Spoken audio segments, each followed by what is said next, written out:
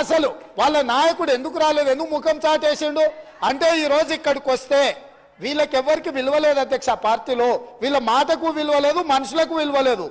Party యజమాని ప్రతిపక్ష నాయకుడు వారు వచ్చి మాట్లాడాలి ఇక్కడ.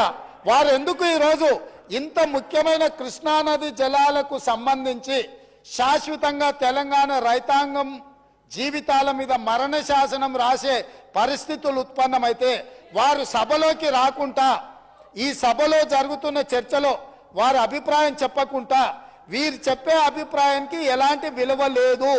వీళ్ళు ఎంతసేపు మాట్లాడినా ఈ మాటలకు ఈ చర్చలకు ఏ మాత్రము చట్టబద్ధత లేదు. కాబట్టి ఇప్పటికైనా మీరు వారికి సూచన చేయండి, లేకపోతే సభ వాయిదా వేయండి. చంద్రశేఖరరావు గారిని సభలోకి రమ్మనుండ్రి.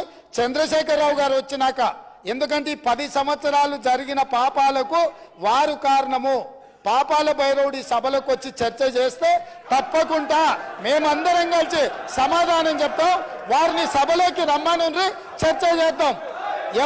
ఎవరు తప్పు చేసిండ్రు, ఎవరు తెలంగాణకు అన్యాయం చేసిండ్రు, ఎవరు తెలంగాణకు రావాల్సిన కృష్ణానది జలాలలో వాటాలను ఎవరు తెగ నమ్ముకున్నారు, ఎవరు చేపల పులుసుకి అలసిచ్చిండ్రు, తెలంగాణ నీళ్ళ దోపిడీకి, వారి సభలోకి రమ్మనుండి. చంద్రశేఖరరావు గారి సభలోకి వస్తే ఎంతసేపు అయినా మీరు మైక్ ఇవ్వండి అధ్యక్ష.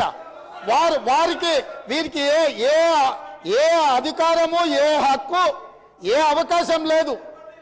కాబట్టి చంద్రశేఖరరావు గారు ఈ సభలోకి వచ్చి వారు మాట్లాడితే ఇక వారు మాట్లాడడానికి ఏమీ లేదు, వారు చెప్తే వినడానికి కూడా ఏమీ లేదు అధ్యక్ష. ఈ వీడియో కానీ మీకు నచ్చినట్లయితే లైక్, కామెంట్, షేర్ చేయండి. మరిన్ని అప్డేట్స్ కోసం సబ్స్క్రైబ్ చేయండి.